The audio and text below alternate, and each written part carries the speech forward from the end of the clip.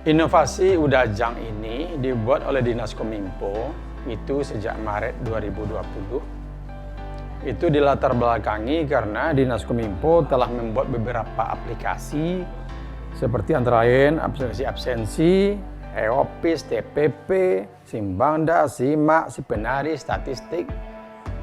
Itu semuanya disatukan melalui satu aplikasi saja, itu namanya Udajang, Ultimate Daily of Padang Panjang.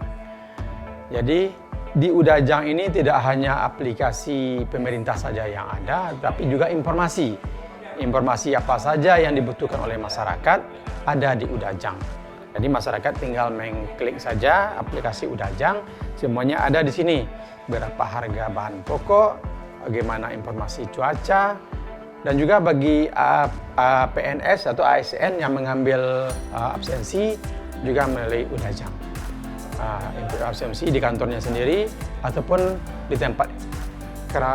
tempat acara yang mestinya kita ambil absensi di situ bisa diambil di Udajang ini.